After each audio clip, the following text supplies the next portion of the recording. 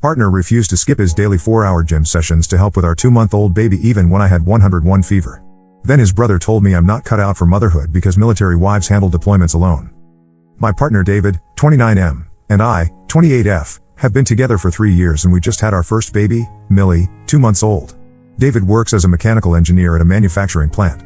It's a decent job with normal hours, usually 8 to 5 on weekdays. Before Millie was born, David was really into fitness.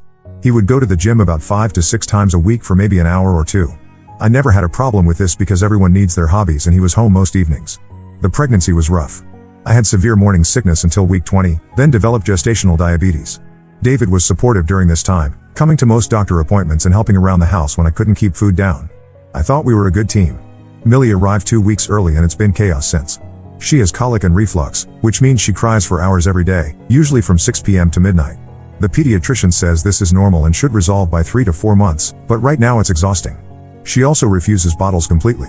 We've tried every brand, every nipple type, different temperatures, having David feed her instead of me, nothing works. This means I'm the only one who can feed her, which happens every 2 to 3 hours around the clock. Here's where the problem started. About 3 weeks after Millie was born, David announced he was going back to his gym routine because he needed to maintain his mental health. I understood this at first. New parenthood is stressful for everyone. But his gym routine has completely changed. He now leaves work at 5 p.m. and goes straight to the gym. He doesn't come home until 9 or 10 p.m. most nights. When I asked him about it, he explained that he's doing a new workout program that requires longer sessions. He does weight training for about 90 minutes, then cardio for another hour, then he sits in the sauna for 45 minutes to an hour. After that, he often runs into gym buddies and they'll grab protein shakes and talk for another 30 to 45 minutes.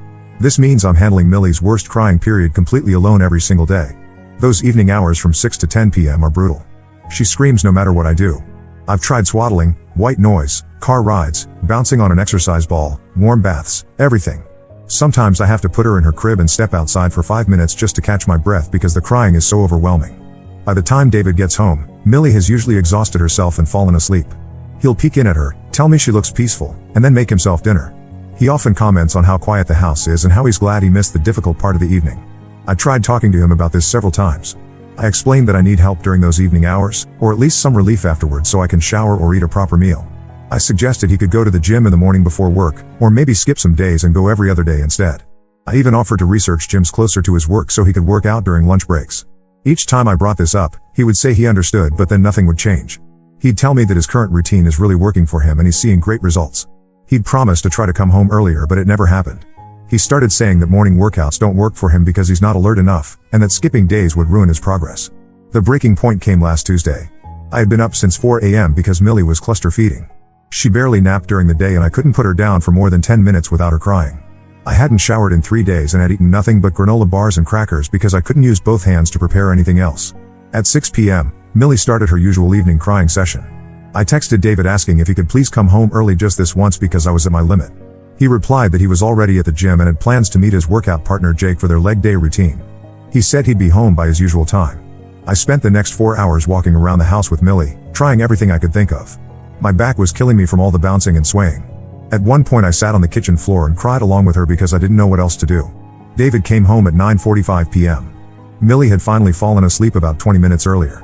He walked in, saw me on the couch with her sleeping on my chest, and asked if I wanted him to make me a sandwich. When I didn't respond right away, he shrugged and went to take a shower. That's when David's older brother Ryan, 31M, texted me. Ryan has been staying with us for the past 2 months while he looks for his own place after his divorce. He works night shifts at a warehouse, so he's usually sleeping during the day and leaves for work around 10 p.m. Ryan asked if everything was okay because he could hear Millie crying through his bedroom door and noticed I seemed stressed lately. I was so tired that I ended up telling him everything, about David's gym schedule, about feeling overwhelmed, about not getting any help during the hardest parts of the day. His response shocked me. He said I needed to stop being so selfish and think about what David needs. He pointed out that David works hard all day and deserves time to decompress. He said that taking care of babies is what women are naturally good at, and that I should be grateful David is staying in shape instead of letting himself go like a lot of new fathers do. Then he really got going. He told me that my constant complaining was creating a negative atmosphere in the house. He said David probably stays at the gym longer just to avoid coming home to my nagging. He suggested that if I really needed help, I should ask my mother or hire a babysitter instead of expecting David to give up his self-care routine. The conversation ended with Ryan telling me that some women handle multiple kids while working full-time jobs, and that maybe I'm just not cut out for motherhood if one baby is too much for me to handle. I went to bed that night and couldn't sleep even though Millie was finally resting. I kept thinking about what Ryan had said and wondering if he was right. Maybe I was being too demanding. Maybe other women really do handle this better than I am. But then I thought about my sister, who has 3 kids. Her husband coached Little League and had other hobbies, but he was always home by 6 p.m. on weekdays to help with dinner and bedtime routines. My own father worked construction and was exhausted every day, but he still helped my mother with us kids in the evenings. The next morning, I decided to try one more time with David. I waited until he was having his coffee before work and calmly explained my situation again. I told him I wasn't trying to stop him from working out, but I needed some help during Millie's fussy periods. I asked if he could come home just 2 days a week, maybe Tuesday and Thursday, so I could have a short break. David listened and nodded, then said he would think about it. That evening, he texted me at 5:30 p.m. saying he was at the gym and would see me later. Same thing happened the next day, and the day after that. On Saturday, I asked him directly if he had thought about our conversation. He said he had, and he felt like his workout routine was too important to his physical and mental health to change right now. He suggested that this phase with Millie would pass soon anyway, so I just needed to tough it out for a few more weeks. That's when Ryan chimed in again. He was making breakfast and overheard our conversation. He told David he was right to stick to his routine, and that giving in to my demands would set a bad precedent. He said I would just keep asking for more and more compromises until David had no time for himself at all. Ryan then turned to me and said I needed to figure out how to manage my time better. He pointed out that Millie sleeps during parts of the day, so I should be using that time to shower and prepare meals instead of complaining about doing it when she's awake. He said that learning to multitask is part of being a parent. I left the kitchen and went to our bedroom. I looked at Millie sleeping in her bassinet and tried to figure out what to do next. David's gym schedule wasn't changing, and now I had Ryan reinforcing the idea that I was being unreasonable. I called my mother and asked if Millie and I could come stay for a few days. I told her I needed some help and space to think. She said yes immediately and offered to come pick us up. I packed a bag for Millie and myself, left a note for David explaining that I needed time to figure things out, and went to my mother's house. That was 4 days ago. David hasn't called or texted once since I left. Not to ask if we arrived safely, not to check on Millie, not to ask when we're coming back. Ryan texted me yesterday asking when I'm planning to stop this dramatic nonsense and come home, but nothing from David.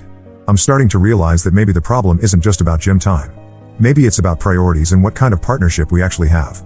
But I keep second-guessing myself because of what Ryan said. Am I really being selfish for wanting help with our baby? I don't know what my next step should be. Part of me wants to go back and try to work things out, but another part of me wonders if anything will actually change. Millie is David's daughter too, but he doesn't seem interested in being present for the hard parts of parenting. What would you do in my situation? Am I wrong to expect my partner to adjust his routine to help with our newborn? Update 1: A lot has happened since my original post, and I wanted to update everyone who gave me advice and support. Your responses really opened my eyes to things I hadn't considered before. After staying at my mother's house for a week, I decided to go back home and have a serious conversation with David. I thought maybe if I approached things differently and explained my needs more clearly, we could work something out. I was wrong. When I got home, David was getting ready to leave for the gym. He barely acknowledged that Millie and I had been gone for a week. He didn't ask how we were, didn't seem relieved that we were back safely, nothing. He just grabbed his gym bag and said he'd see me later. That evening when he came home around 10 p.m., I tried to start a conversation about our relationship and what needed to change. David's response was that he didn't see what the big deal was. He said I had chosen to leave, not him, so clearly I was the one with the problem. He told me that plenty of military wives handle deployments alone with kids, so I should be able to handle him being gone for a few hours each evening. When I pointed out that this wasn't a temporary deployment but an ongoing choice he was making every single day, he got annoyed. He said his gym routine was non-negotiable and that I knew he was serious about fitness when we got together.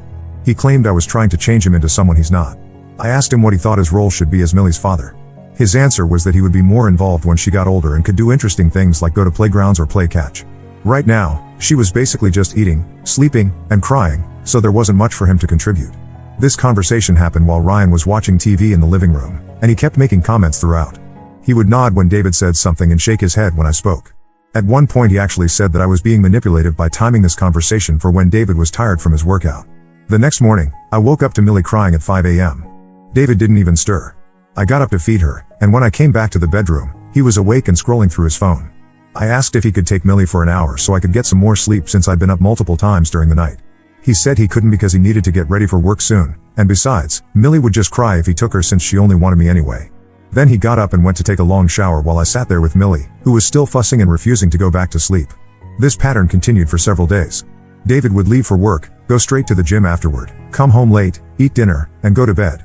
Meanwhile, I was handling all-night wakings, all daytime care, all household tasks, everything. He acted like his only responsibility was his job, and everything else was my department. The breaking point came last Friday. Millie had been particularly difficult that week. She was going through a growth spurt and wanted to nurse constantly. I was exhausted and hadn't slept more than 2 hours at a stretch in days. I had also started getting mastitis, which made nursing painful and gave me flu-like symptoms. I texted David at work asking if he could please come straight home that evening because I was sick and needed help. He responded that he had already committed to meeting his gym buddy for their weekly heavy lifting session and couldn't cancel. He suggested I call my mother if I really needed help. When I told him I had mastitis and felt like I had the flu, he said it was probably just normal tiredness from being a new mom and that I was being dramatic. He said he'd pick up some Tylenol for me on his way home from the gym. That evening was the worst yet. Millie cried from 6 p.m. until after 11 p.m. Every time she latched on to nurse, I had shooting pains through my breast. I had chills and body aches from the infection. At one point I got so dizzy that I had to sit on the bathroom floor with Millie because I was afraid I might drop her. Ryan was home that evening because he had called in sick to work. Instead of offering to help, he kept coming out of his room to complain about the noise. He asked if there was something wrong with Millie since she was crying more than usual. When I explained that she was cluster feeding and I was sick, he said I should take her to the doctor instead of letting her scream all evening. When David finally came home at 10:30 p.m., Millie had exhausted herself and was sleeping. He found me on the couch with a fever of 101 degrees. Instead of being concerned, he seemed irritated that I looked so disheveled.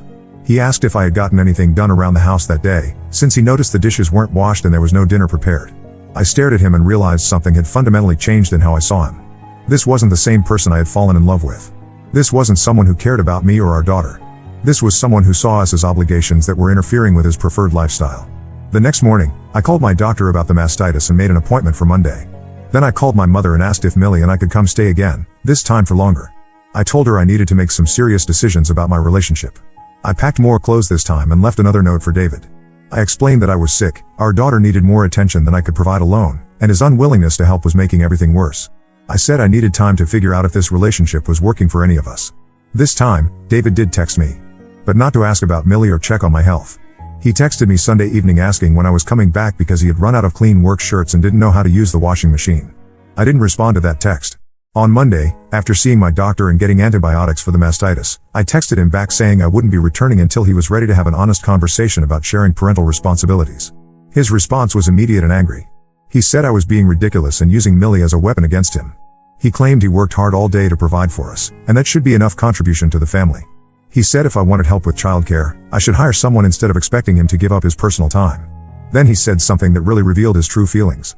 He texted that he never signed up to be a stay-at-home dad, and that traditional gender roles exist for a reason. He said men are naturally better at providing financially while women are naturally better at nurturing children. When I responded that I had also worked full-time before Millie was born and had contributed financially to our household, he said that was different because my job wasn't as demanding as his. He claimed that since I was staying home now anyway, childcare was obviously my responsibility. The final text in that conversation was him saying that if I didn't like our arrangement, maybe I wasn't ready to be a mother yet. He suggested that some women just aren't cut out for the sacrifices that parenthood requires. I screenshot all of these messages and showed them to my mother. She was appalled, especially at his comment about me not being ready to be a mother. She pointed out that he was the one who seemed unprepared for parenthood, since he expected to continue his pre-baby lifestyle without any changes. It's been a week since that text conversation, and David hasn't reached out again.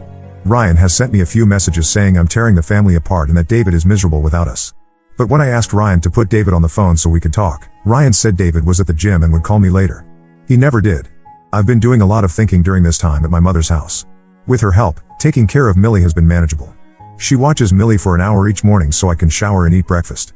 In the evenings, she helps during Millie's fussy time so I can take breaks when needed. This is what partnership looks like, sharing the load so nobody gets overwhelmed. Millie is actually doing better here too. The mastitis cleared up quickly once I could rest and take my antibiotics on schedule. Millie's colic seems less severe when I'm not stressed and exhausted all the time. She's even started sleeping for longer stretches at night. I'm starting to realize that the problem was never just about David's gym schedule. The gym was just a symbol of his priorities. He prioritized his wants over his family's needs, and he had no intention of changing that. Even when I was literally sick with an infection, his workout was still more important than helping his partner and child. I think I know what I need to do, but I'm scared to take that final step. Millie deserves better than a father who sees her as an inconvenience. I deserve better than a partner who thinks providing financially is the only contribution he needs to make to our family. I'm going to give David one more chance to step up, but this time I'm not going to beg or negotiate. I'm going to clearly state what needs to change and give him a choice. Either he becomes a real partner and father, or Millie and I will build our lives without him. Update 2: I need to update everyone because the situation has gotten more complicated than I expected. Some of you might remember my posts about David prioritizing his gym routine over helping with our newborn daughter Millie. After my last update, I decided to give David one final opportunity to step up as a partner and father. I arranged for us to meet at a neutral location, a coffee shop near our house, to have a serious conversation about our future. David showed up 20 minutes late because he had stopped at the gym first for what he called a quick session. He seemed annoyed that I had asked him to meet during what would normally be his workout time. This was already not a great start. I laid out my position clearly. I told him that I needed him to be present and involved as a father and partner.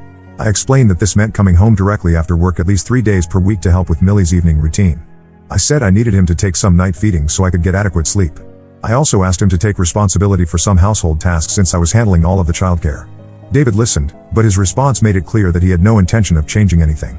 He said that he had been thinking about our situation, and he believed the real problem was that I had unrealistic expectations about parenthood. He claimed that most couples divide responsibilities along traditional lines, with men focusing on providing income and women managing the home and children. He told me that his gym routine was essential for his mental health and job performance, which ultimately benefited our family financially. He said that asking him to sacrifice his well-being for what he called my convenience was selfish. He suggested that I should be grateful he was maintaining his physical fitness instead of letting himself go like many new fathers do. When I pointed out that I was also sacrificing my well-being by getting no sleep and having no personal time, he said that was different because I had chosen to stay home with Millie. He claimed that if I really wanted more freedom, I should go back to work and we could put Millie in daycare. I asked him what he thought his role as Millie's father should be. His answer was that he would definitely be more involved when she got older and could participate in activities he enjoyed, like sports or hiking. For now, since babies mainly needed feeding and diaper changes, he felt his time was better spent maintaining his income and health. The conversation ended with David saying he thought I was going through some kind of postpartum phase that was making me unreasonable. He suggested I talk to my doctor about medication to help with what he called my mood issues. He said once I got my hormones under control, I would probably see things more clearly and appreciate the stability he provided. I left that meeting knowing my relationship was over, but I still wasn't prepared for what happened next. 2 days later, I went to our house while David was at work to pack more of Millie's and my belongings. I had decided to stay at my mother's house indefinitely while I figured out next steps. Ryan was there, just getting up from his night shift sleep. Ryan seemed surprised to see me and asked if David knew I was coming by. When I explained that I was collecting more clothes and baby items, he got agitated. He said I was being manipulative by taking Millie away from her father, and that I was using the baby to punish David for not giving in to my demands. Then Ryan told me something that completely changed my understanding of the situation. He said that David had been complaining about our relationship problems to people at the gym, and that several of his workout buddies had been encouraging him to stand firm against what they called my attempts to control him. According to Ryan, David's gym friends had been telling him that many women try to trap men with babies and then use the children to restrict their freedom. They had apparently advised David that giving in to any of my requests would lead to me making more and more demands until he had no independence left. Ryan said that David's longest gym sessions weren't actually just about working out. After his exercise routine, David would sit in the juice bar area and vent to his friends about home life. They would reassure him that he was being reasonable and that I was the problem. This explained why David's gym visits had gotten longer after Millie was born, and why he seemed so confident that his position was justified. He had created an echo chamber of men who reinforced his belief that any compromise on his part would be a sign of weakness. But Ryan wasn't finished. He then told me that David had been discussing the possibility of breaking up with me, but he was worried about child support payments. Apparently, David had been researching his potential financial obligations and was concerned about how much of his income he might have to pay if we separated. Ryan said David's plan was to wait and see if I would eventually give up on asking for help and just accept the current arrangement. If I continued to push for changes, David was prepared to end the relationship, but he wanted to make sure he could minimize his financial responsibilities first. I was shocked by this information, but Ryan wasn't done revealing things. He told me that David had already been talking to a lawyer friend from the gym about custody arrangements. The lawyer had apparently told David that if he could document that I had taken Millie away from home multiple times, it might help his case for arguing that I was an unstable parent. This explained why David had never called or texted when Millie and I stayed at my mother's house. He wasn't worried about our safety or well-being, he was potentially building a case against me. Ryan seemed to realize he had said too much, because he quickly tried to backtrack. He said he was only telling me this because he thought I should know what I was up against. He claimed he actually wanted us to work things out, but that I needed to be more realistic about what David was willing to offer. I finished packing and left without saying much to Ryan. I was too stunned to process everything he had told me. When I got back to my mother's house, I immediately called a family lawyer to get advice about my rights and options. The lawyer confirmed that David's strategy was not uncommon. Some parents do try to characterize the other parent as unstable or unfit when they're preparing for custody battles. She advised me to document everything: David's absence from parenting duties, his refusal to help when I was sick, his statements about not wanting to be involved until Millie was older. She also told me that David's financial concerns were overblown. Child support calculations are based on both parents' incomes and custody arrangements. If David wanted minimal custody time, he would indeed pay more support, but that would be because he was choosing not to parent, not because the system was unfair to him. Armed with this information, I decided to stop trying to save my relationship with David. Instead, I started focusing on protecting Millie's and my future. I began documenting David's lack of involvement, keeping records of his gym schedule, and saving all of our text conversations. I also started making practical plans for supporting myself and Millie long term. I researched daycare options and began looking for part-time work that would allow me to provide for us while still being present for Millie's early months. The hardest part was accepting that David had never been the partner I thought he was. The person who supported me during pregnancy and seemed excited about becoming a father had apparently been an act. The real David was someone who saw fatherhood as an optional activity and partnership as a burden on his personal freedom. 3 weeks after my conversation with Ryan, David finally called me. He didn't ask about Millie or express any concern about how we were doing. Instead, he asked when I was planning to stop playing games and come home. He said he had been patient with my dramatics, but enough was enough. I told him I wasn't coming back, and that I would be filing for custody and support arrangements through the court system. His response was immediate anger. He accused me of being vindictive and using Millie as a weapon. He said he had tried to be understanding about my postpartum issues, but I was clearly determined to destroy our family. Then he said something that confirmed everything Ryan had told me. He said that if I wanted to make this difficult, he was prepared to fight for custody. He claimed that since I had repeatedly taken Millie away from her home, he had grounds to argue that I was an unfit mother. He said his lawyer had advised him that courts don't look favorably on mothers who use children to manipulate their fathers. I stayed calm and told him that I had also spoken with a lawyer, and that documenting a father's absence and refusal to participate in childcare was actually more relevant to custody decisions than a mother seeking support from her family during difficult times. David seemed surprised that I had gotten legal advice. He became less aggressive and tried a different approach. He said that maybe we could work something out without involving lawyers. He suggested that if I came back home, he might be willing to adjust his schedule occasionally to help with Millie. I told him it was too late for compromises. I had given him multiple opportunities to step up as a father and partner, and he had chosen his gym routine over his family every time. I said that Millie deserved a father who wanted to be involved in her life, not someone who saw her as an inconvenience he might tolerate when convenient. The call ended with David saying I would regret making this decision. He said I was throwing away a stable relationship over minor disagreements about scheduling, and that I would struggle as a single mother. He claimed that Millie would suffer because of my selfishness. Since that conversation, David has made no effort to see Millie or ask about her well-being. He hasn't offered to provide any financial support or help with her care. His actions continue to prove that his threats about fighting for custody were empty. He doesn't actually want the responsibility of parenting. I'm now living with my mother while I get back on my feet financially and emotionally. Millie is thriving with the consistent care and attention she receives here. She's sleeping better, her colic has improved significantly, and she's hitting all her developmental milestones. I've started working part-time remotely for my old company, and I'm interviewing for full-time positions that would allow me to support Millie and myself independently. It's challenging, but I feel more optimistic about our future than I have in months. Update 3: I wanted to give everyone a final update on my situation with David and let you know how things have turned out for Millie and me. It's been about 4 months since I first posted about David prioritizing his gym routine over helping with our newborn daughter. A lot has happened since then, and I think it's important to share how everything resolved. After my last update, David and I went through the legal process of establishing custody and support arrangements. Despite his earlier threats about fighting for custody, David made no real effort to pursue shared parenting time. His lawyer submitted a proposal requesting every other weekend visitation, with no overnight stays until Millie turned 2 years old. Even this minimal arrangement proved to be more than David actually wanted. During our first court-mandated mediation session, David's attorney had to repeatedly prompt him to pay attention because he kept checking his phone. When the mediator asked David to describe his relationship with Millie and his plans for their time together, his answers were vague and focused mainly on activities he might do with her when she got older. The mediator asked David specific questions about Millie's current routine, her feeding schedule, her preferences for being soothed when upset, and her sleep patterns. David couldn't answer any of these questions. He admitted that he had never handled her bedtime routine, had never fed her a bottle, and couldn't remember when she had last been to the pediatrician. When asked why he was requesting every other weekend custody, David said it was because he thought fathers should have regular time with their children. But when the mediator pressed him about his current level of involvement, David acknowledged that he hadn't seen Millie in over 2 months and hadn't asked about her well-being during that time. The final custody arrangement ended up being quite different from what David initially requested. He was granted supervised visitation for 2 hours every other Saturday, with the option to request increased time after demonstrating consistent involvement for 6 months. David agreed to this arrangement without any objection, which confirmed my suspicion that he had never really wanted significant custody time. David has used exactly 3 of these scheduled visitation opportunities in the past 2 months. The first visit lasted about an hour before he said Millie was too fussy and he didn't know how to calm her down. The second visit was cut short when David received what he said was an urgent work call. The third visit went better, but mainly because my mother stayed nearby and helped when Millie needed to be fed or changed. For the past month, David has simply not shown up for his scheduled visits. He doesn't call to cancel or reschedule. According to the supervision requirements, these missed visits are being documented in case future custody modifications are needed. The child support process was more straightforward. Based on our respective incomes and the custody arrangement, David was ordered to pay a monthly amount that covers about 60% of Millie's expenses. He has made these payments consistently, probably because they're automatically deducted from his paycheck. However, David has made no effort to provide anything beyond the court-ordered minimum. He hasn't bought Millie any clothes, toys, or supplies. He hasn't contributed to medical expenses not covered by insurance. He hasn't offered to help with daycare costs now that I'm working full-time again. Speaking of work, I was able to return to my previous job with some modifications. My employer allowed me to work from home 3 days per week and come into the office only on Tuesdays and Thursdays. On office days, Millie stays with my mother, who has been incredibly supportive throughout this entire process. The transition back to work was challenging at first, but it's been good for both Millie and me.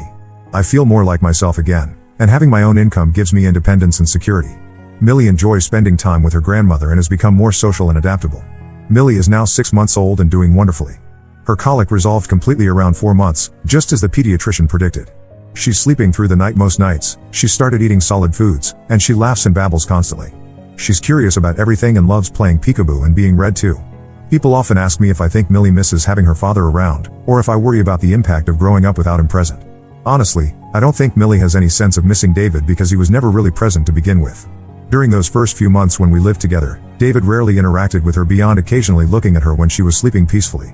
Now Millie is surrounded by people who genuinely want to spend time with her. My mother adores her and is teaching her songs and games. My sister brings her kids over regularly so Millie can interact with other children.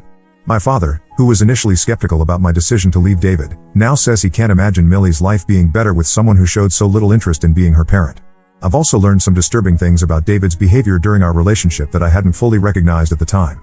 My mother pointed out that David's insistence on maintaining his exact pre-baby routine wasn't just about the gym, it was about refusing to acknowledge that his life circumstances had changed.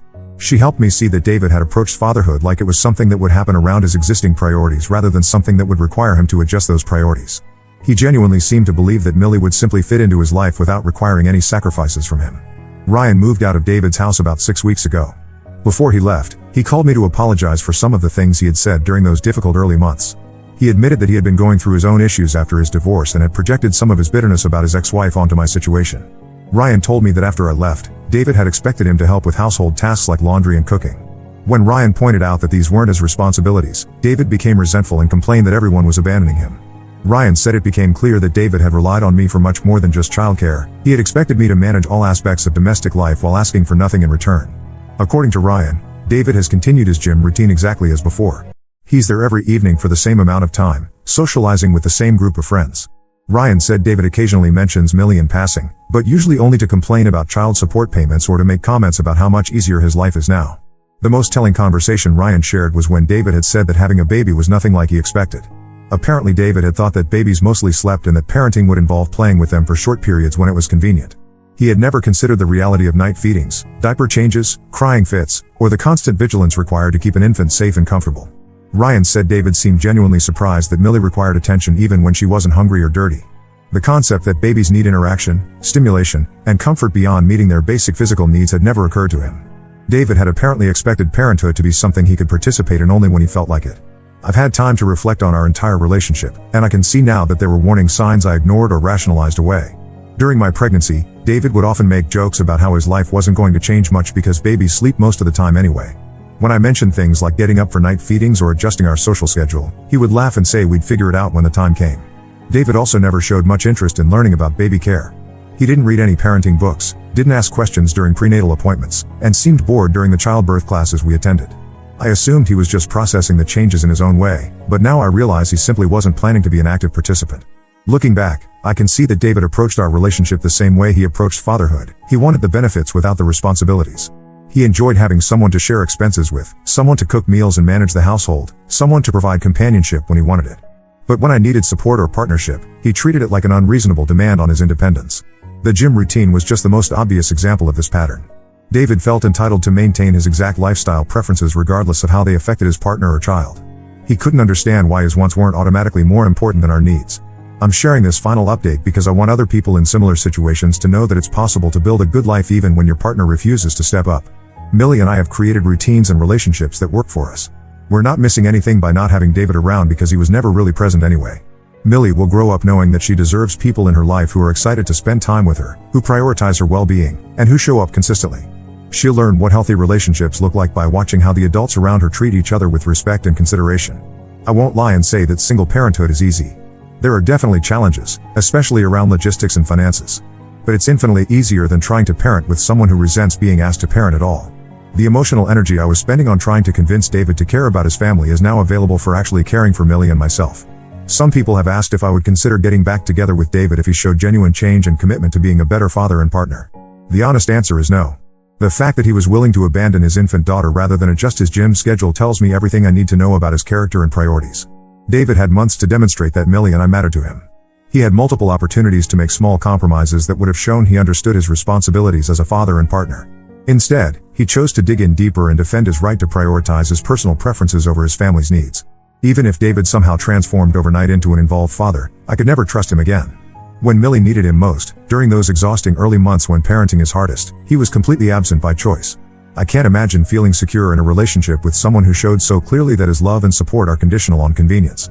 Millie deserves better than a father who might show up when it's easy and fun but disappears when things get difficult. She deserves better than a mother who models accepting crumbs of affection and effort from people who should love her unconditionally. For anyone reading this who is in a similar situation, I want you to know that your needs matter. Asking for help from your partner is not unreasonable. Expecting your child's other parent to actually parent is not too much to ask. And if someone consistently shows you that their hobbies are more important than your well-being, believe them. You don't have to accept being invisible in your own relationship. You don't have to pretend that neglect is normal or acceptable. You don't have to sacrifice your mental and physical health to avoid inconveniencing someone who claims to love you. It took me too long to realize that I deserved better, but I'm grateful that I figured it out before Millie was old enough to remember living in a house where her father treated her like a burden. She'll grow up knowing she's loved, wanted, and worth showing up for, even if her biological father couldn't see that. David chose his priorities, and Millie and I have chosen ours. We're building a life filled with people who actually want to be in it, and it's turned out to be exactly what we needed. Now let's move to the next story. Story 2. I kept my aunt's financial help for college a secret from my mom, but my cousin exposed it at family dinner. Then I found out mom blew $50,000 inheritance on a couch instead of helping me. I'm a 22-year-old female college student, and I find myself in a complicated situation that's making me question whether I'm doing the right thing. My relationship with my mom, 44F, has always been loving but complicated, especially when it comes to money. Ever since I can remember, she's struggled with financial management despite having a good job at an insurance company where she makes around $65,000 a year. Growing up, I watched her cycle through periods of debt and brief financial stability. She would work hard to pay off her debts, only to immediately make new large purchases that would put her right back where she started. The most recent example was last year. After 3 years of strict budgeting and overtime work, she finally paid off all her credit cards and loans. Instead of maintaining that freedom, within 2 weeks she had taken out a loan for a $20,000 designer couch and booked a 2-week Caribbean cruise. My stepdad, 46M, who she married when I was 15, isn't any better with money. He works as a project manager for a construction company, but the job is about 4 hours away from our house.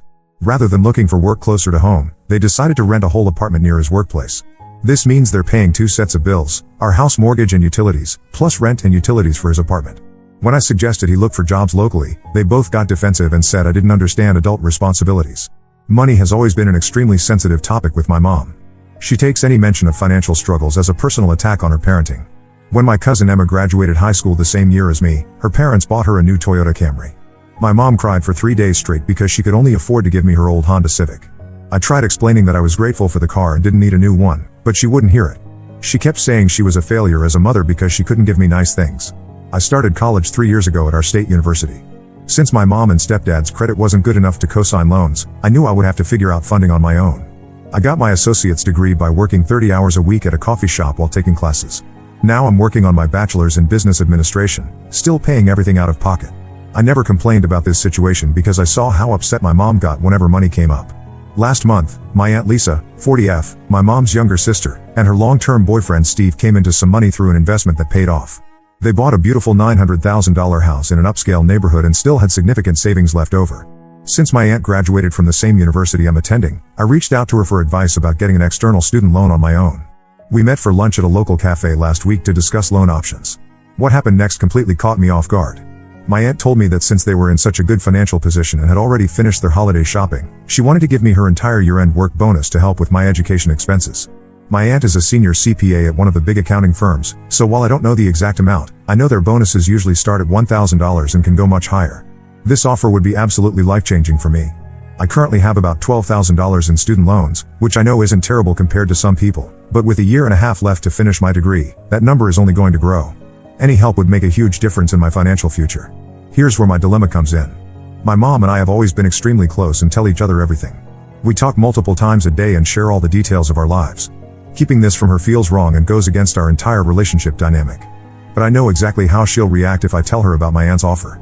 She'll put on a brave face while I'm there, congratulate me, and say how generous Lisa is. Then she'll go home and cry for days about being a failure as a mother because she can't help me herself. She'll probably also feel hurt that I went to my aunt for financial advice instead of trying to figure things out with her, even though she and my stepdad have already been denied as co-signers. The thought of causing her this pain makes me feel terrible, but I also don't want to turn down this incredible opportunity. My aunt specifically asked me to keep things low-key, saying she just wants to help me finish school without accumulating too much debt. She understands my mom's sensitivity about money and suggested it might be better not to make a big deal about her gift. I've gone back and forth about whether to tell my mom immediately, wait until after everything is settled, or not tell her at all. The money would go directly to my tuition account, so it's not like she would see it in my bank account. But the guilt of keeping this secret from her is eating at me. My best friend Sarah thinks I should just accept the money quietly and focus on finishing school. She's been around for years and has seen how my mom's emotional reactions to money issues have affected me. My boyfriend agrees with Sarah, saying that sometimes it's okay to keep things private if sharing them would only cause unnecessary pain. I love my mom deeply and appreciate everything she's done for me, but I also need to think about my future. The student loan debt I'm accumulating is scary, and any help reducing that burden would make a huge difference in my life after graduation. I just don't know if protecting my mom's feelings is worth keeping this secret. So, Ida, if I accept my aunt's help without telling my mom? I honestly don't know what the right thing to do is anymore. Update 1. Hi everyone, I want to thank you all for the advice and support on my last post. A lot has happened in the past 2 weeks, and I really need to share it all. I decided to accept my aunt's generous offer and plan to keep it quiet, at least for a while. Unfortunately, that plan completely fell apart last weekend during our regular Sunday family dinner at my mom's house. Every week, our extended family gathers at our place for dinner: my mom, stepdad, my younger cousin Amy, 17F, my aunt Lisa and her boyfriend Steve, and a few other relatives who live nearby. Everything was going fine until dessert when Amy started talking about her college plans for next year. She was excited about possibly attending the same university as me and started asking questions about tuition costs. That's when it happened. She casually mentioned how lucky I was that Aunt Lisa was giving me her work bonus for school. The moment those words left her mouth, the atmosphere in the room changed completely. My mom's fork clattered onto her plate, and I watched as all the color drained from her face. She tried to maintain her composure, but I've seen that look too many times before. She excused herself from the table, saying she needed to use the bathroom. When she came back 15 minutes later, her eyes were red and puffy from crying. The rest of dinner was unbearably awkward. My aunt tried to smooth things over by changing the subject, but the damage was done. The car ride home with my mom and stepdad was completely silent. I could feel the tension building with every passing minute. Once we got home, my mom finally broke down. She confronted me in the kitchen, asking why I hadn't told her about the money. She wasn't just hurt about the financial aspect, she was devastated that I had kept it secret from her. She said she thought we told each other everything, and she couldn't understand why I had gone behind her back to ask my aunt for financial advice instead of coming to her first. My stepdad made everything worse by jumping into the conversation. He started listing all the ways they had helped me, letting me live at home rent-free during my first 2 years of college, providing me with a car, even though it was my mom's old one, feeding me, and paying for my phone bill. He made it sound like I was ungrateful for everything they had done, even though their attempts to help with college had been limited by their poor credit. The situation escalated when my mom called my aunt later that night. I could hear her crying and yelling through the phone. She accused my aunt of trying to show her up and make her look like a bad mother. She said things like, "You've always had it easier than me and you're trying to buy my daughter's love." My aunt tried to explain that she just wanted to help her niece with school, but my mom wouldn't listen. She told my aunt that she had no right to intervene in our family's financial matters. Now the whole family is taking sides. My older brother Mark, 25M, thinks I should have been upfront about the money from the beginning, saying secrets always come out eventually. My sister Katie, 19F, says I was right to keep it quiet because she knows how mom gets about money. My dad, who lives in Florida with his new wife, called to say I did nothing wrong by accepting help for my education. But my stepdad's family is firmly on my mom's side, saying I was deceitful and should have discussed any financial help with my mom first. The fallout has been affecting my aunt too. She called me yesterday, extremely upset about the whole situation. She said she never meant to cause family drama and suggested that maybe it would be better if she just helped me find a good private loan instead of giving me the bonus. I tried to tell her that none of this was her fault, but she feels responsible for the mess. My mom has gone from anger to silent treatment. She barely speaks to me now, and when she does, it's just short, necessary communications like dinner's ready or the bathroom's free. She's been posting cryptic messages on Facebook about trust and family loyalty, which some relatives have been commenting on, making everything even more uncomfortable. Living at home has become extremely difficult. My stepdad makes passive-aggressive comments about trust and gratefulness every chance he gets. When I'm studying in my room, I can hear my mom crying in her bedroom. She gets especially emotional whenever she sees anything related to college or finances. She even broke down at the grocery store when she saw a back-to-school display. I feel trapped because I can't afford to move out while paying for school, but the atmosphere at home is suffocating. Every meal is tense, every conversation feels loaded with unspoken accusations, and I'm constantly walking on eggshells. My aunt has given me until the end of the month to decide what I want to do about her offer. I'm torn between accepting it and dealing with the family fallout, or turning it down to keep the peace. Either way, I feel like I'm losing something important, either the financial help I desperately need for school, or my mom's trust and closeness. I never meant for any of this to happen. I was just trying to finish my education without drowning in debt. Now I feel like I've damaged my relationship with my mom, possibly permanently, and I don't know how to fix this without giving up the help I need for school. Update 2. Hi everyone, the situation has gotten even more complicated, and I need to share what happened in the past few weeks. After all the drama about my aunt's offer, I discovered something that changed my entire perspective. Last weekend, I was helping my mom organize paperwork for tax season, something I've always done since I'm good with numbers. While sorting through documents in her home office, I found papers showing she had received a substantial inheritance when my grandmother passed away last year. The amount was close to $50,000, which shocked me because she had never mentioned this money. At first, I thought maybe I was misunderstanding the documents, but as I dug deeper, I found bank statements showing how the money had been spent. The $20,000 couch, the Caribbean cruise, renovations to their master bathroom, and several other luxury purchases, it was all paid for with my grandmother's inheritance money. When I confronted my mom about this discovery, she completely broke down. Through her tears, she admitted that she had kept the inheritance secret because she was embarrassed about how she spent it. She claimed she initially planned to save some for my education but got carried away with spending. According to her, my stepdad had encouraged her to spend the money on home improvements and their vacation, saying they deserved to enjoy it after years of financial struggle. This revelation made my blood boil. All those times I was working double shifts at the coffee shop, stressing about tuition payments, and feeling guilty about asking for help with books, they had money that could have helped but chose to spend it on luxury items instead. The worst part was when my mom tried to justify their decisions, saying they needed the vacation for their mental health and the couch was an investment in their home. I couldn't keep this information to myself. During one of our regular phone calls, I told my aunt about the inheritance. She was shocked because my mom had been telling everyone she couldn't help me with college due to financial hardship. In fact, she had used her financial struggles as a way to gain sympathy from family members, often crying at family gatherings about not being able to help me with school. My aunt became upset and shared this information with other family members, including my dad. When my dad found out, he was furious. He called my mom demanding explanations about why she spent her inheritance on luxuries while their daughter struggled with college expenses. This led to a massive argument where my mom accused everyone of ganging up on her and trying to make her look like a bad mother. My stepdad got involved and became extremely defensive. He cornered me in the kitchen one evening and said I had no right to discuss their private financial matters with others. He accused me of trying to turn the family against them by making them look bad.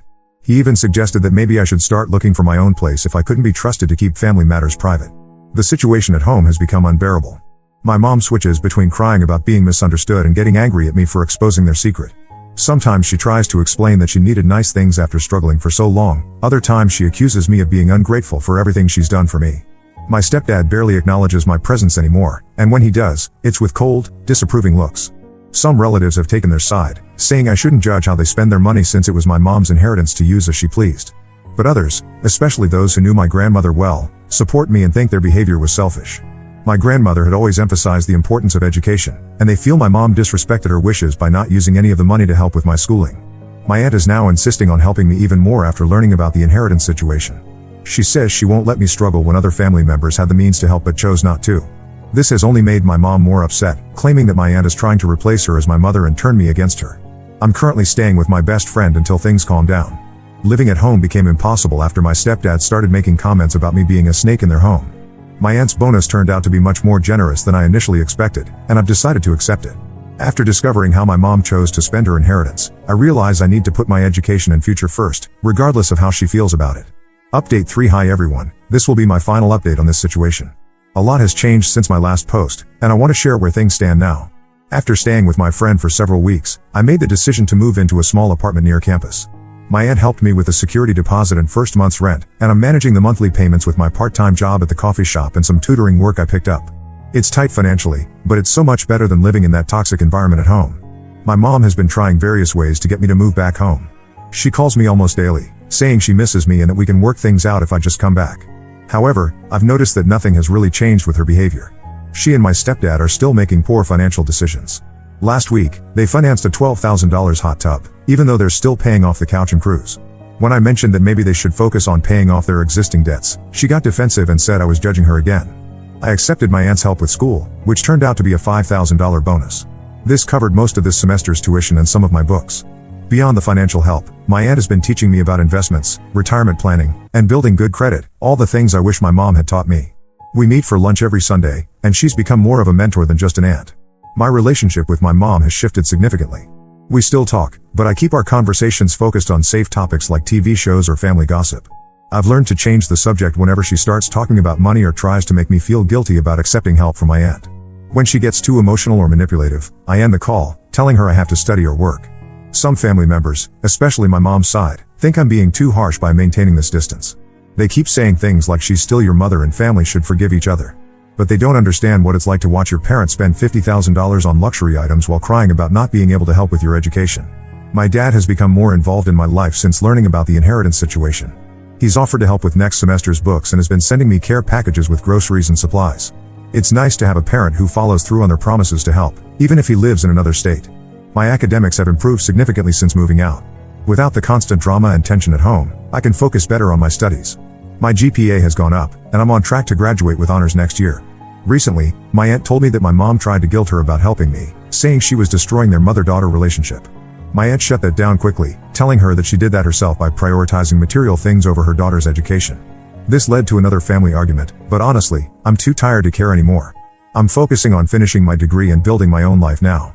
The distance from my mom and stepdad has given me clarity about how their behavior affected me growing up. I've realized that sometimes the healthiest thing you can do is step back from toxic situations, even when they involve family. I don't regret accepting my aunt's help or moving out. Sometimes protecting your future means making tough choices, even if they hurt people you love.